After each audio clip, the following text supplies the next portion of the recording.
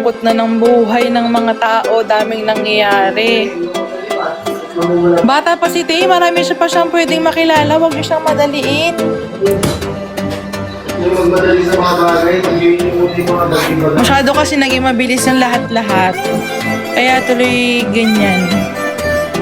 Pag-uusapin mo sila. Naka-live nga ni si Jake, paano ko sila pag-uusapin. Basta yung pasalubong daw bukas daw ipapadala. Ilan po. Yung mga kasawin sa good day, boss. Pero, Meron natin po dito mas katulad po na damit po. Nalalaman po na lang. Ay, pasok, ibigay ko na lang din po kasi. Ganun damit, be? Ano po, po alam, pinadala lang po yun eh. Para kay Jake? Pero hindi po Sige, sabihin ko. Hoy, may pasalubong daw para sa'yo, pinadala daw sa kanya. Papadala daw niya bukas. Okay daw. Andun si Jumbo, oh. Mukhang hotdog. Andun siya, nasa may kusina. Closure. Paano bang closure kasi gusto niyo, guys? Kapag nag-closure naman sila, iiyak kayong lahat. Ano ba? Ayaw niyo ba yung ganyan? Open-ended na lang? Kung ano yung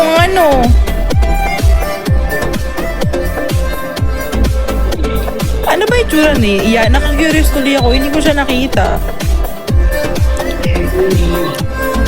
Huwag ka muna magbo-boyfriend, Teya, ha? Please lang. ano lang po yun, nakikipag-match lang po sa atin. Oo, pero okay lang naman yan. Enjoyin mo lang ang Enjoyin mo lang ang buhay. Parehas kayo. Enjoyin nyo lang ang buhay. Sinabi ko na rin po. Hindi, diba sabi nila, anong hil-hil? Maghanap agad ng bago. Diba sabi ni Sash na, anong hil-hil? Maghanap agad ng bago. Hindi lang po ako galit yan. Kaya sinabi ko rin po yun sa kanila kasi sabi ko, sige na nyo ang pag-ship sa akin. Nanay. Ito rin, siniship din siya. Kakakilala lang kanina. Ano ba yan?